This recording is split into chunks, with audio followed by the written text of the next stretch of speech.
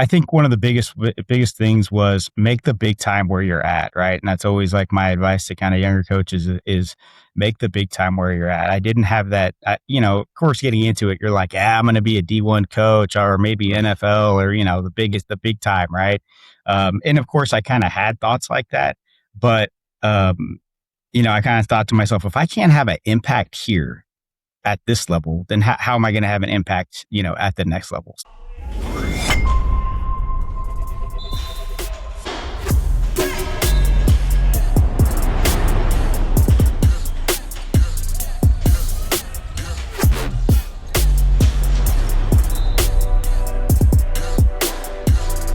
What's going on, Samson Strength Coach Collective listeners? On today's episode, we have the head strength and conditioning coach for Pembroke Hill School, Sam McGriff. Sam, thank you so much for coming on.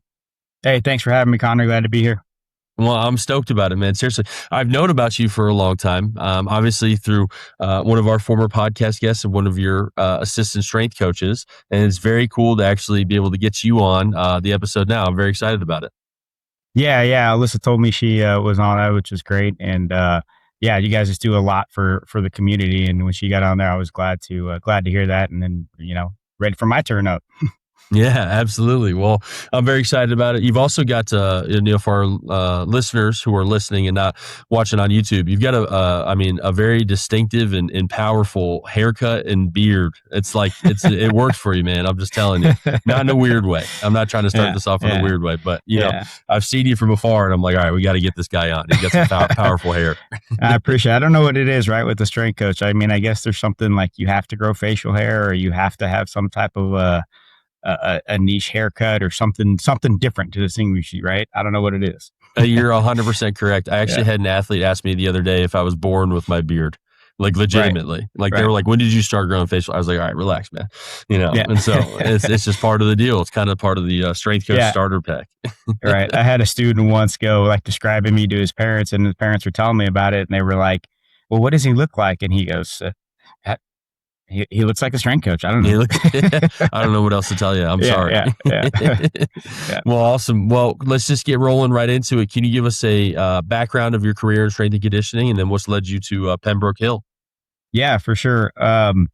So I started off, I got my degree from Mizzou. I have a kind of a different background as far as getting into the field where I have a military background. So I went to Mizzou on a ROTC scholarship. And so majored in nutrition and fitness there. And, I got all my basic certs while I was there, but I couldn't really do like the normal GA stuff, knowing that I was going to have to serve as soon as I got my degree. So I kind of saw the field from afar and really kind of just got into, loving the training aspect of it, what we do in the military up at 5:30, working out, doing all that type of stuff. And, growing up being in sports, just loving a good breakdown, loving a good training session. And so, that kind of led to, hey, this is probably something I want to do in the future. But let's just kind of see where this kind of military kind of road takes me. Got my certs, did my 4 years, served in the Navy overseas, did my time there, and knew getting out, like, hey man, what I really love to do is like leading training sessions. I really love leading people. And so I want to kind of get back into this. So I redid all my certs and said, okay, what do I got to do to kind of cut my teeth in the field so I can start doing it again. So I just started out normal, just doing personal training type stuff as I got out of the military. I was living in San Diego at the time and, did all the personal training stuff and kind of just found my voice as a coach. And then moved back to Kansas City and really saw the field from afar. Went to a few like NSCA conventions, CSCCA conventions, and was like, man, this is it. Like this is what I want to do. And so along those lines, same time, I was just looking for more than just doing personal training type stuff. I wanted to do more coaching. So I started trying to work with athletes a little bit more. And then in 2013, the job here at Pembroke Hill opened up.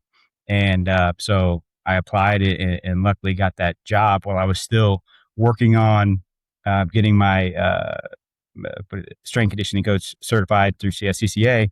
And I reached out to some coaches in there to say, this is what I want to do. And luckily, Brian Silex, who's over at Avila University, got back to me because we had a similar background. He was an Army guy. and kind of got into the field the same way and said, hey, I'll help you out. Come to Avila, and you can learn the ropes here a little bit. And so simultaneously, I started off at Pembroke Hill, and the title there was head strength and conditioning coach, right? And this was 2013, and they were kind of ahead of the time, saying, yeah, we want somebody in the weight room full time. And really what that meant, though, at first was from 3:30 to 5:30, I was here after school just watching the weight room, right? So no culture really set yet, no really standard set yet. It was just like, we want somebody to supervise the weight room and keep the kids safe, right? So I said, hey, that's fine. I'll take that from there and take it and run with it. And so at the same time, I'm getting my certs and learning from Coach Silik at Avila. And so through that process, I just kept trying to over deliver, man, just over deliver, and making sure that I got to know the students, got to know my athletes, and started to try to have an impact in the community around here. And that led to them being like, well, hey, instead of just being here after school, could you maybe come here during the day a little bit, maybe help out a little bit with PE? Other doors started to open up after I kind of, proved my worth over the time and tried to have an impact here. And then from then on, just long story short, now we're, I've been here for 13 years. And not only did I go from just being part-time after school, I'm full-time. And as you know, like, I haven't had assistant. And so there's an assistant position here as well. And the weight rooms changed over time, and it's just kind of gone from there. Kind of took this program from just something small after school to I'm here full-time. Summers right now, we're running 4 days a week, just getting done with like a 9-week, training cycle. And past couple of years, I've been on the football staff as well. So just kind of taking it from here's a small opportunity and just trying to run with it. So, and I've been here ever since, and it's been great. So, okay. So correct me if I'm wrong. Your first official job in strength and conditioning within a team setting is the job you currently have now, and you've been there for 13 years. Correct. Wow. In the team setting. Yeah. I mean, I did, the personal training thing. And I did group sessions there. I did some like adjunct professor work where I would teach anatomy, physiology, stuff like that, while I'm keeping, trying to keep my, the science base strong, and all that. But really the first time that I was, in charge of running a weight room was here, and I'm still here. So, yep. And so you say, I mean, it's such an awesome experience, right? And that's a very rare story for a lot of strength coaches. I've hosted a lot of episodes, and, I would say there's probably only 3 or 4 other strength coaches I can think off the top of my mind who, have started with the school and stayed with them for pretty much their entire high school or collegiate career. And you mentioned that, you proved your worth, and then you're able to grow this position more and more. What were the things that you did in order to be able to prove your worth? How were you able to continue to grow this position to make it to the point you are now? Yeah, I think always just pushing forward. I think you always trying to have an impact in different ways. And that kind of started with building relationships. Before I got to this position, there was, I believe they had 3 or 4 different strength coaches, and all with only had like a six month tenure here, and then they'd be gone. So starting with building trust with the athletes. And then from there, talking to the coaches and building trust with them. And then when we do that and I get their trust, then, we train more and more, they get to be a little bit more consistent, and then they start to see results. And then, when we see results, kids start coming back. Right. And so, we kind of develop that need. And, 13 years ago, the strength conditioning industry wasn't as big as it is now. There wasn't as many professionals at the high school level, and knowing that we had one, that the Pembroke had one here, I think was something great that kind of set us apart. And not just that, it worked. It was something that the kids liked and kids enjoyed. And I just kept being able to show that, hey, there's other areas that I can have a impact on the community. So, like I said, they had me help out. So they said, hey, can you help out with some PE stuff? I'm like, sure. If that means I can be in the weight room, absolutely. I have no problem. And if that means that, having an impact in PE will get more kids into the weight room and more kids committed to my program, let's do it. Right. And so I did do a little bit more PE for a time being, just to kind of help with that. But I always had that end goal in mind of, what do I want this program to be? And what are the steps that I need to take to get there? Knowing that I have to play the long game on this thing, right? I couldn't just come in and say, this is the way it's going to be. You're going to hire me. I'm going to be here this many hours. Kids are going to be committed or not, and kind of come in with an iron fist. I had to pick and choose my battles, right? And say, how can we progress this year? How can I get a little bit better this year, and not come in and say, we're changing everything. At the high school level, you can't really do that in every setting, especially here where I was. I couldn't come in and just say, this is the way the ship's going to run. Otherwise I'm out.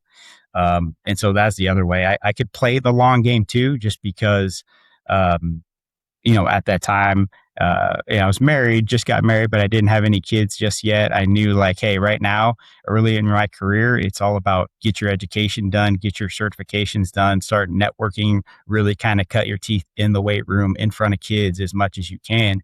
And luckily, I was privileged enough and lucky enough to have kind of a home life situation too, where I could do that. My wife was doing great at the time. And so that was a big part of it too, good family life at home. That allowed me to kind of stick through it. And then I think along the road too, there's always been changes. There's been changes here in leadership, which I think is huge. Different leadership would come in with a different vision and a different goal, and that would support, athletics and support what I did. And so that meant more increased opportunity, whether that was, more classes during the day. We started having morning weight sessions and things like that, and slowly growing. And I think our leadership saw what we're trying to do here. And so we were able to build this thing slowly, like knowing that when you're trying to turn the ship, right, it's slow. It's slow here at this level. And I was able to play the long game. And I had the patience for it, because that's not always the case, right? Some people are like, that's it. I can't change things here overnight. And so I'm out. Right. So I was able to kind of slow play it too. Yeah, that's actually my next question for you. Like in a profession like strength and conditioning, where ultimately there's a lot of looking to the next position and just struggling with being present. How were you able to play the long game? What were the things that allowed you to be able to be consistent? And like you said, you had a vision for what you wanted the program to be and what you wanted the department to look like. How were you able to have that staying power? Yeah. I think one of the biggest things was make the big time where you're at, right? And that's always like my advice to kind of younger coaches is make the big time where you're at. I didn't have that, of course, getting into it, you're like, I'm going to be a D1 coach or maybe NFL or, the big time, right? And of course, I kind of had thoughts like that, but, I kind of thought to myself, if I can't have an impact here at this level, then how am I going to have an impact, at the next level? So make the big time where I was at. And then I had a lot of ideas, and knowing I had to pick and choose my battles, I think each season I would say, okay, what's the battle that I want to choose for this season, or what's the thing that I want to implement this season? Because we all have these ideas, and there's so many things that you can do.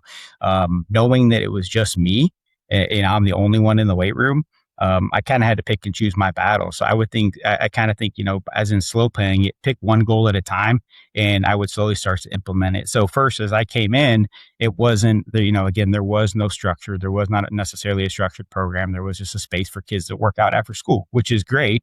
But kids didn't really have a goal in terms of longevity in the weight room. How do we progress? How do we kind of follow some basic scientific principles to get stronger? And what are the basic movements that are expected of me? So I think one of the first things I did was say, okay, what are my key performance indicators going to be? Let's just start with that. What are the things we're going to do? And so with that, I said, all right, you could kind of, there's the philosophy of, should you max out with high school kids or not? Well, I think a lot of times kids are going to max out whether or not you want them to or not. So I'd rather have them do it with me, right? And be safe. So I said, okay, we're going to max out. That's fine. Here's what our key performance indicators are going to be, right? We're going to squat, bench, dead, clean, right? And this is how I want them done. And then we'll go ahead and start a record board, right? So just starting a record board was one of those things that was like, created interest and created a little buy-in with the kids. Somebody like come in and say, what's this thing this new coach that has in? Oh, it's a record board. Well, how do I get up there? Oh, well, you got to show up, right? You got to show up. And then with that, you not just show up, but you got to lift to what our standard is. You got to be able to move and be safe in there. And I got to be able to trust you if your name's going to go up there. It's not going to be, hey, you're just going to waltz in and hit a max, right?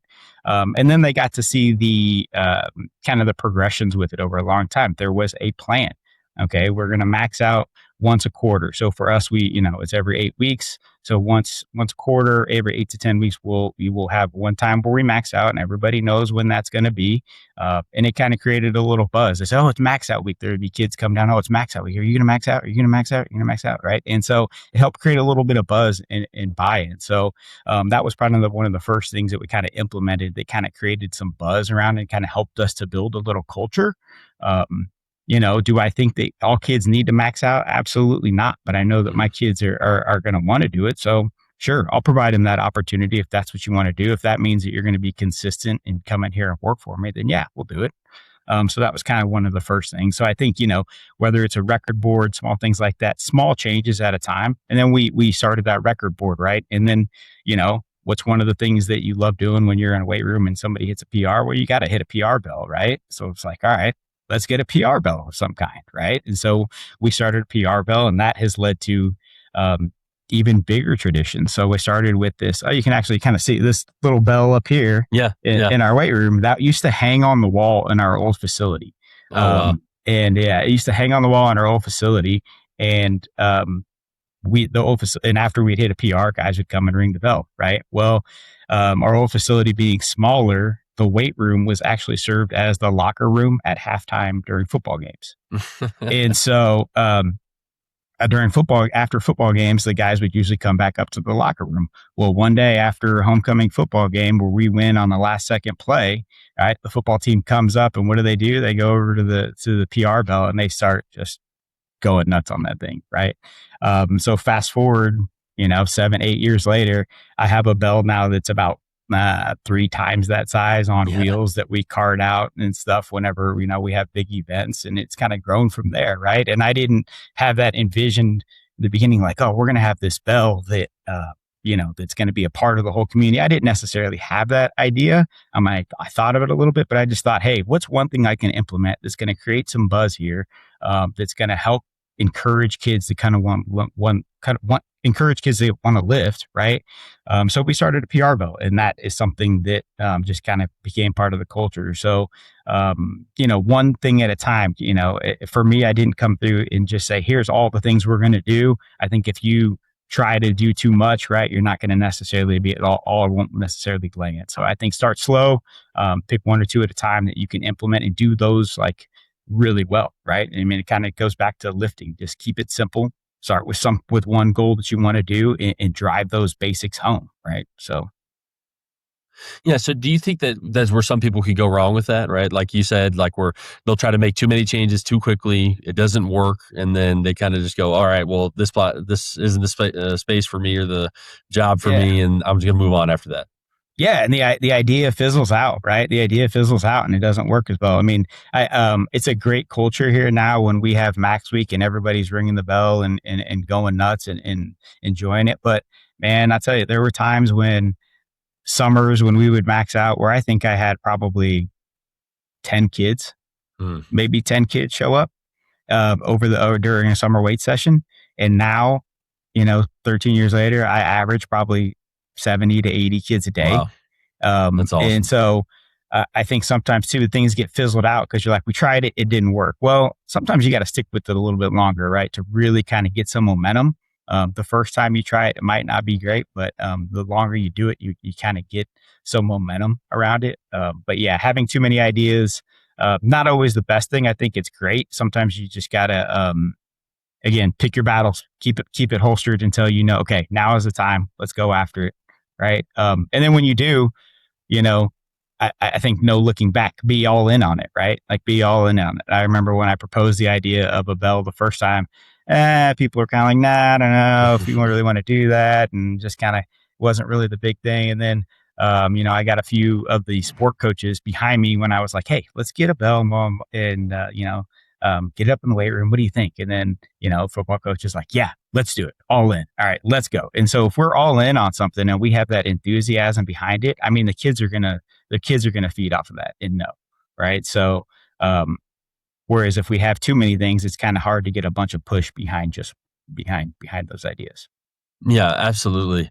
I was it's funny we have this podcast today because I was looking through some pictures last night. I needed to find a picture for my wife of like her and the 3 dogs that we have. And I was like really struggling to like find like the perfect picture. I never take pictures. So this is a side note, but I was going through and then I started looking through older pictures and I looked back to our weight room here with the men's basketball weight room. So I started off as the men's basketball strength coach and, basically they gave me the keys to this weight room. They said, this is the basketball and volleyball weight room. You do whatever the heck you want with it. Like this is yours, you manage it.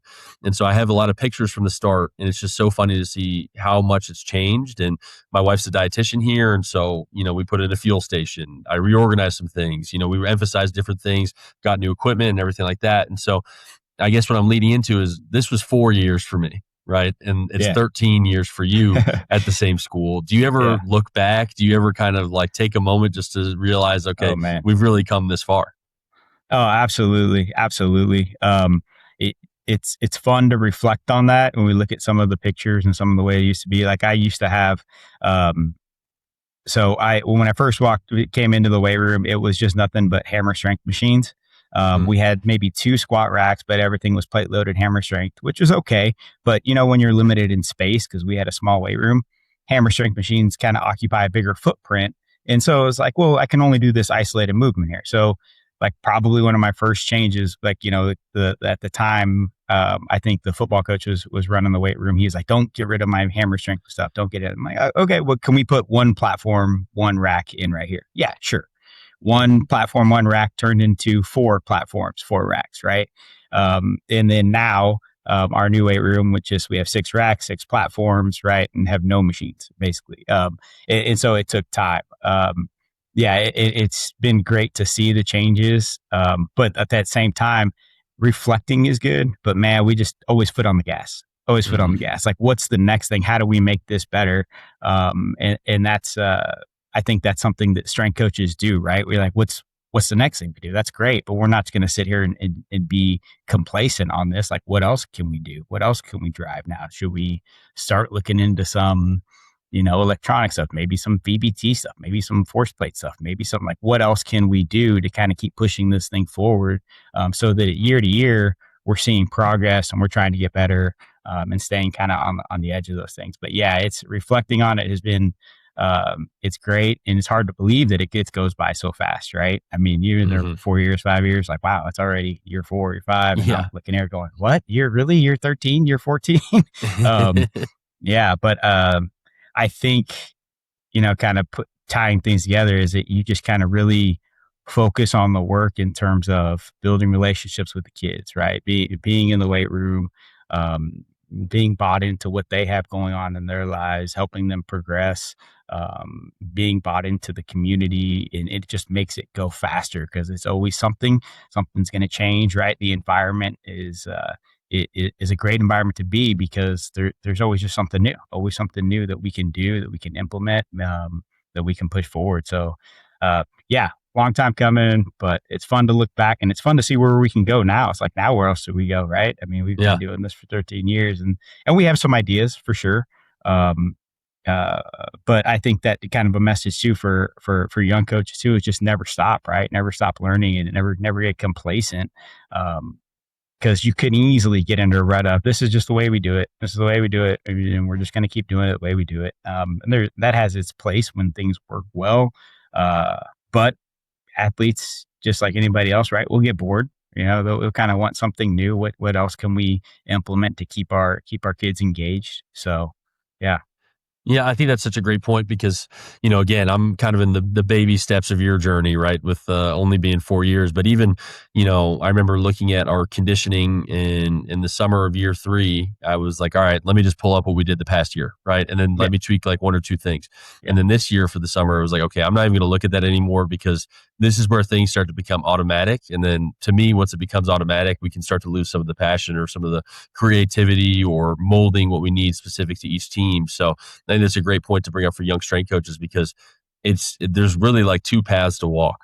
There's one where you can continue to improve, and then there's one where very easily you could have a good system and you can run the same system for the longest time, and you could probably do it with no hiccups. But is there the same creativity? Is there the same joy, same passion going down that path versus the former? Yeah, and I think it's natural too when we have that, like, man, should I change it? And we get kind of hesitant because it's like, will it work? And it's like, well, how do I go about implementing that, right? How do I coach that, or how do I implement? What's that going to look like logistically?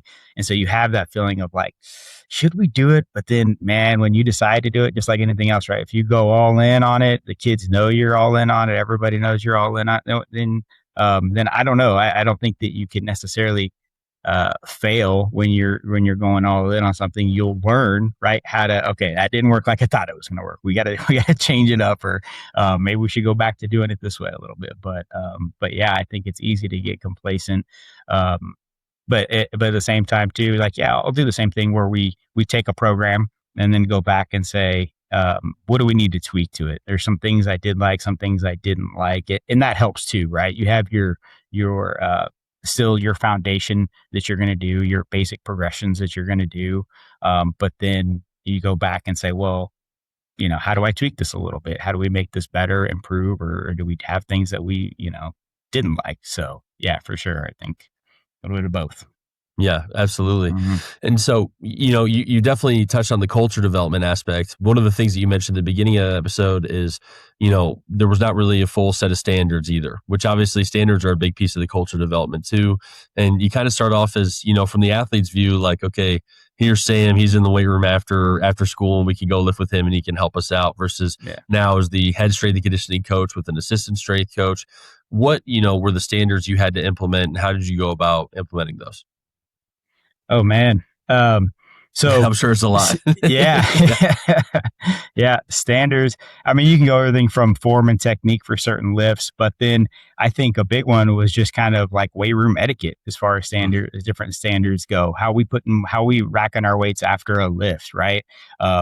How are we doing a proper handoff? I'm done with a piece of equipment, and now you're going to use it, which you can imagine, like at the high school level, that's a big piece because kids just Yeah. leave it and they walk away. It's like, hang on, let's come back. Whose equipment is this? Um, and then so that's probably a big one. And then with that, like, we started a big thing here with our standards that is typical, right, in most collegiate settings, where we call it fuzz up. So it's how you return weights back to the weight. So this is our logo, Pembroke Hill, and then we call that a fuzz, right? PH, we call it a fuzz. So with our plates, now that all have the logos on them, right? They didn't back in the day, but that's something that after we got new weights, we got new facilities, so you fuzz up. Everything's going to be fuzz up in here. We're going to have our plates put back to where the pH is oriented vertical, right? And that's the standard, not a rule, right? Not a rule that you have to do, but it's the standard that we want to uphold in here, so that when one team leaves, the next team comes in the weight room, it's spotless and exactly like it's supposed to be, so the other team can live. So fuzz up was a big part of kind of setting the standard, and it's something that we yell to our kids all the time: just fuzz up, make sure that you're holding the standard. And then the other thing that we did is there was no consistency in terms of how do I know a kid's progressing? What's the difference between a freshman who lifts in here and a veteran? It's a senior that's probably going to go play some college ball somewhere. What's the difference?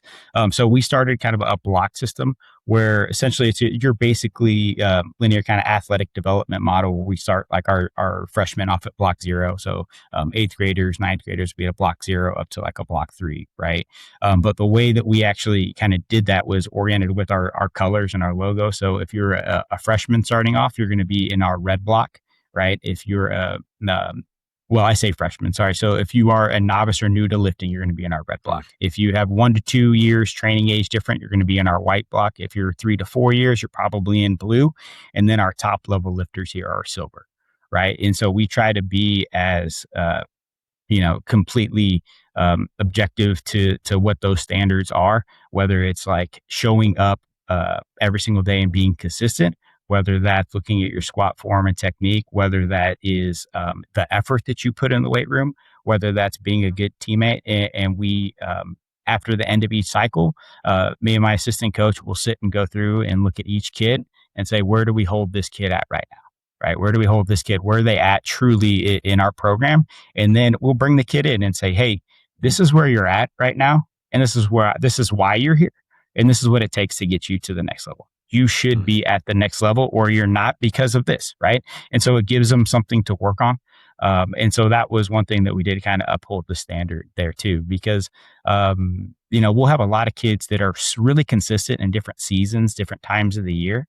So let's say like, summer right now, we have a lot of kids that are traveling all over the place. Well, you're not always going to get to be a top level lifter if I don't see you at all during the summer. If you show up August 1st, and you're consistent during the school year, that's great. And I always want you to be here and I never turn kids away.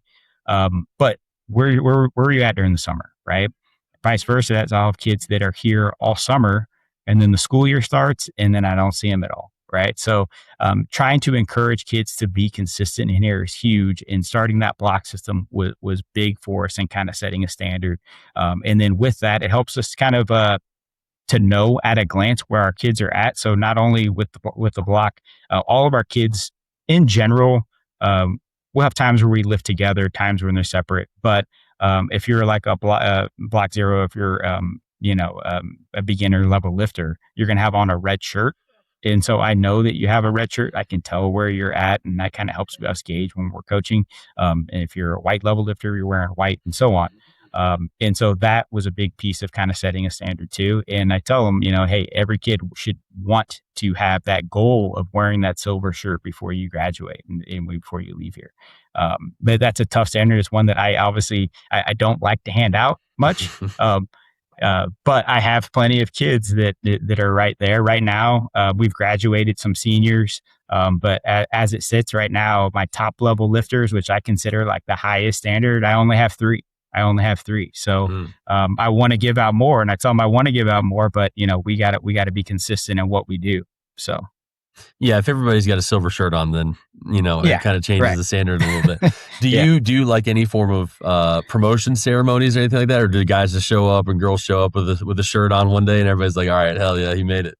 Yeah, it kind of depends. Typically what we'll do is at the end of a lift session or end of like that cycle, then I'll hand out shirts and say so and so made it out, and there's everybody's kind of cheering or whatnot for them. But sometimes what I like to do is I will go to our assemblies and hand out those shirts at our all school assemblies, which is cool too, because again, having an impact on the community outside of just the weight room, right? The strength coach has to get out of the weight room and actually go somewhere else, right?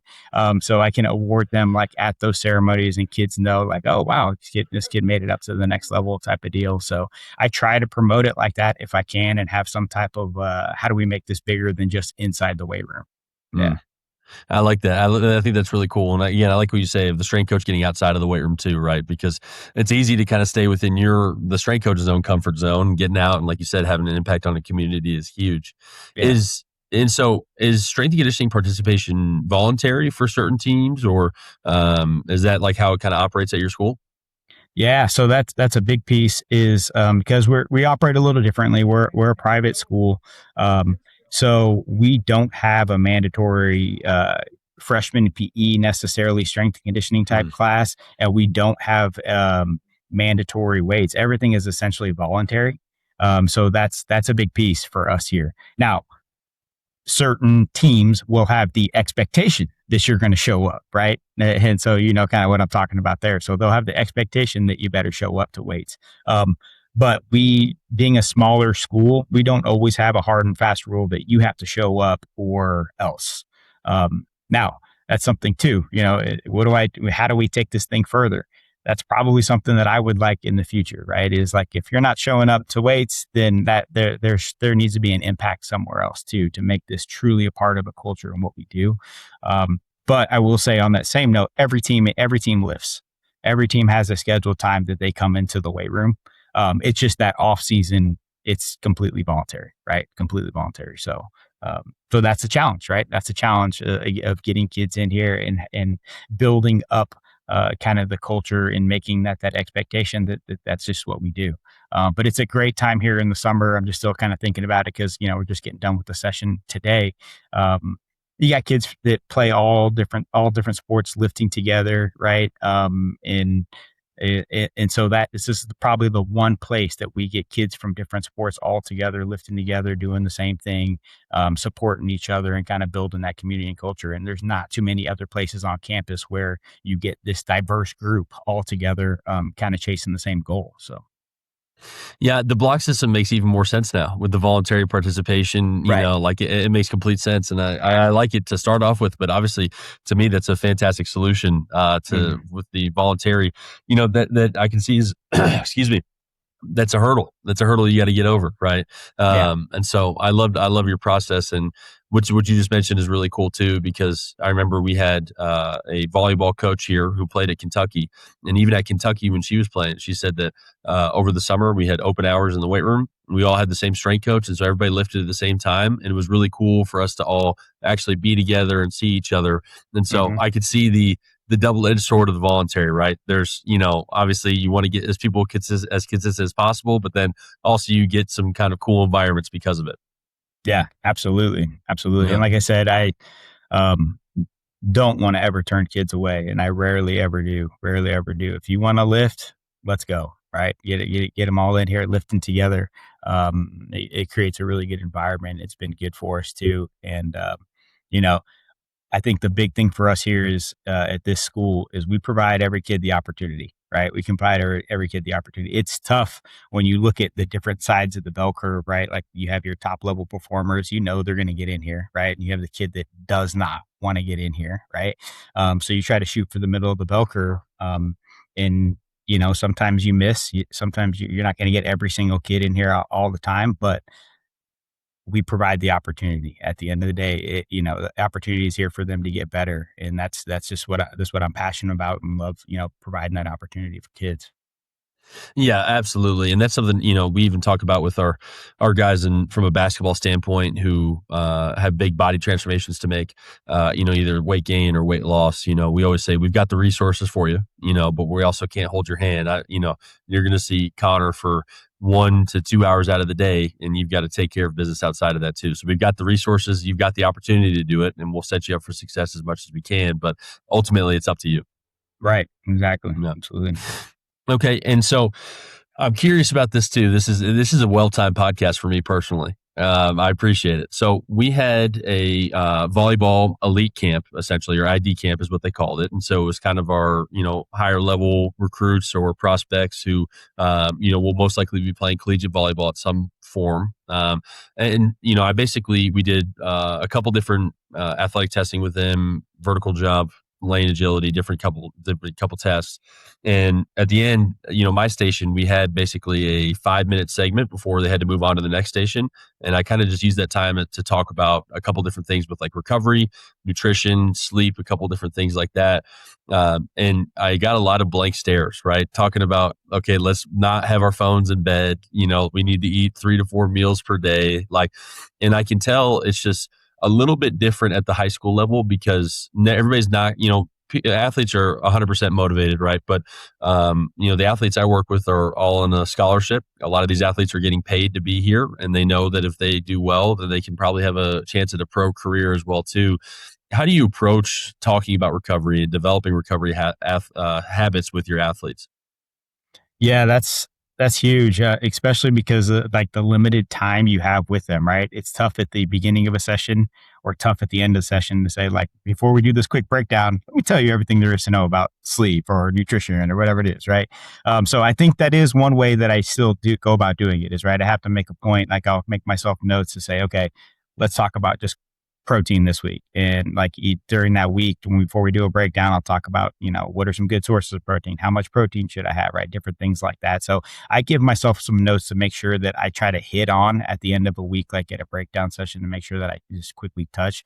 But kind of big picture, I knew that just doing that doesn't provide all of the information that a kid should need, right? And just not adequate time for if I have a question about nutrition and I'm a timid freshman, I don't think I'm going to ask that question right now while we're doing a breakdown in front of everybody else. So, one of the things that I did kind of in support of the leadership here too was we started a class. So we started a class called Exercise Science, which is essentially I provide a time for students to work out during the day, but also we have a classroom academic portion as well.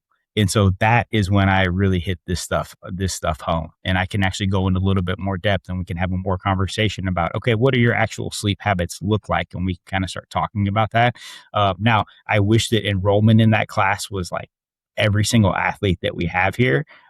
That's not quite the case, but I will say that about 75% of the people that take my course go on to play collegiate athletics. And that's just because it's important to them, right? It's important to them to kind of learn and dig a little bit more and about training their bodies and things like that. So starting that class is one thing that I've done that helped. And I think that again, I would like to get more kids in there, but usually those kids go back and kind of relay that information to some of their friends, and that's how most kids get get their information, right? Is from their friends if it's not from their phone. So starting small with that is just the education piece, and that the exercise science class has been huge for us in kind of helping to relay that because we can't lead a horse to water and make them drink. They have to want to take the drink, right? So the kids that take my course want to learn more about it, and they're going to, take heed of what I say and say, okay, well, coach said that we should probably do this, this, and this. Let me think about that a little bit more. Whereas sometimes kids on one end of the bell curve, they're going to say, okay, coach, gotcha. I'm going to go back to doing what I do, right? It's just the nature of their age. So the class has been really good for us. That's so cool. I mean, seriously, like I remember as a, young high school athlete, it was a pretty similar situation to when you first started. We had somebody in the weight room who helped work with us. And I remember I can confidently say, I'm not very confident on a lot of stuff. I'd be a silver lifter, right? So I'd be in the silver block because that was just, it was the place that I was the best at. And I was not very athletic, and I found out that's where I excelled.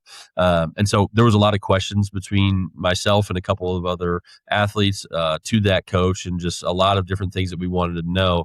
So actually having a full class and a resource like that it would have been my dream, instead of having to go to another elective. Like I think we had a dance elective I had to take, and I definitely would have been at exercise science way more. Yeah, and that's what I tell the kids too. It's like, hey, I can take this wherever you guys want to take this. That's the beauty of having this independent school where I'm at. I'll have kids that come in and they're like all about nutrition. Coach, can we talk more about this? What's a good protein? Should I be taking a whey protein? Is whey protein better than, isolate? Like, asking those very specific type of questions that you're like, oh, okay. So you really do care about this. This is your thing, right? Or kids that come in and coach, really get into training, or I'll have kids that really like Olympic weightlifting. Like, okay, let's really focus on Olympic weightlifting. And so I can take that course wherever I want to go. And I hope it really kind of, helps to satisfy those kids that are just like, I want a little bit more. I know this basic stuff and I'm trying to find out a little bit more. And I want to make sure that I'm getting, hopefully help them, make sure they're getting information from a good source, and it helps them along the way. So that's probably the biggest part, is that education piece. I wish it was more because, like I said, if they don't sign up to take my course, they're not going to necessarily get that in-depth knowledge. I'll talk to them about it, and it's tough, right? Sometimes it sticks with kids and sometimes it doesn't. So, but just like anything else, right? Consistency, trying to deliver the same message to the kids, and sometimes you're like a broken record, because sometimes the first time it doesn't stick, and you try again. So. Yeah, but you bring up such a great point too, with especially with high school athletes, of giving them information from a quality source, right? I mean, I still see some stuff sometimes on Instagram or TikTok or whatever it may be, and I'll believe it, and then I'm like, all right, I actually have to fact check this, and then it's completely incorrect. And so it's funny because I have a very good friend of mine who also posts on social media. And he basically was like, why do you post the, most simple stuff? And I'm like, because there's so much bad information out there that, somebody's got to post something consistent and have the background in it. And obviously a lot of people do that, but there's just also so much noise and different things that people will try to put out there and make it seem incredibly drastic to try to grab attention and try to get views. So having that information from a high quality source is really important. But like you said too, they're going to share that. Like, that's not just okay, I got misinformed now it's going to be like, hey bro, you actually should only have 50 grams of carbs a day. Like I saw it on, this nutritionist reel or whatever it is. And it's like, oh my goodness now. Right. And Yeah. so having that quality source, I think is really, really cool. Yeah. Yeah, definitely. Yeah. Um, and I tell kids all the time too. Even in my course, we'll take like Instagram versus reality, right? Or social media versus reality. Like, okay, we've seen this, but what is that? How does that really translate in reality, right? And the real thing, the great thing about working with high school athletes is keeping it simple is huge. So you said you post stuff that's like so basic or feels like it's basic, but man, if we keep things simple and keep it consistent, right? I mean, especially at my level, that's always going to work 100% of the time. Keep it simple, keep it basic, but be consistent about it in whatever it is, nutrition, whether it's sleep, whether it's how you're lifting, but just be consistent. And that's the hard part, right? With kids is the consistency piece, or most athletes. Yeah, Yeah. 100%. I remember the first reel I ever posted that did really well, and like it was a similar first TikTok that I ever posted too. This was slightly unethical, right? Because it's not necessarily the best quality of study because it was only on 9 participants, I think, but it was the Stanford sleep study with men's basketball players. Oh And man, I know what you're talking about. yeah, I use that in my exactly. class all the time. Too. Yep, Yeah, yep, yeah, yep, yeah. yep. And I remember I was like, all right, slightly unethical to use this because it's not the best study, but I mean, it blows up because people see, okay, this actually directly affects my sport. If I sleep, I'm better at my 3-point shooting percentage, free throw percentage. I'm faster, and there's less injuries. And it's like all these things that ultimately, if you can get a couple attention grabbing pieces for good, it can really make a huge difference. Yeah, absolutely. I use that one every time I talk about sleep hygiene, That's man. It's awesome. just like, just be consistent with it. Just be consistent with it. Now, I mean, right. Yeah. The study, we know there's a lot of different things that go on through the season that are going to make you better and perform better at those tests. But I mean, man, if I can get kids something tangible to say this relates to my sport, and sleep can have a great impact on my performance, then, why not have them, kind of can buy into that. So for sure. 100%. Yeah, Mhm. I love it. Okay, so I always end with a little bit more of a fun question too. So obviously you're in the Kansas City area. What is the favorite barbecue dish for you? Oh man. uh, so I gotta go ribs. I gotta go ribs. Yeah, I think ribs both for me to cook and to eat. I love to smoke meat. It's just part of me in the Kansas City area too. So I gotta go ribs. And for me, uh, I probably go Joe's. I go Oklahoma Joe's barbecue ribs. Yeah, that's my go-to. that's awesome. I Mhm. remember my first year at Texas Tech, we had the Big 12 tournament in Kansas City. And, obviously I just had I'm from Syracuse, New York. There's not Okay. really a ton of great barbecue around. There's one restaurant that's good, which I've talked about on the show in the past. But I go out to Texas and, we're having all this amazing barbecue. And people were like, well, you're going to go to Kansas City. You got to try it out. And I was like, yeah, whatever. Yeah. It can't be Texas. And then we went out there. And if you're from Texas, please cover your ears. I mean, it was amazing. It was better for sure, and I can definitely say that. So Yeah. I always have to ask when I know if somebody's from the Kansas City area. Oh yeah, man. Joe's is where it's at. I guess it's KC Joe's now, but it used to be Oklahoma Joe's. But Joe's is where it's at. But Texas has good brisket too. It's great brisket in Texas. So you got to give them their props. But yeah, the home of barbecue is here, baby, Kansas City. I love it. We're taking hard stances, which is exactly what we want to see. So, Oh yeah. yeah. Well, Sam, seriously, thank you so much for coming on, man. It's been great to get to know a little bit more about your story and your process. I say this, I think, pretty much at the end of every single podcast, right? But there's always something new I learn, and there's always something that I feel like really helps me as a coach, and that's why I love doing this podcast. And you certainly helped me today, and I know you helped our listeners. So, thank you. Yeah, I appreciate it, man. And thanks for all you do for the community, man. Like I said, in the past 10, 13 years, just the strength conditioning community is just blown up, and it's great. And it's because of guys like you. They come out here putting this content out and helping connect coaches and helping us all get better. It's all about. I really appreciate that. That seriously means a lot. Thank Yeah. you, Sam. All right, man. Thank you.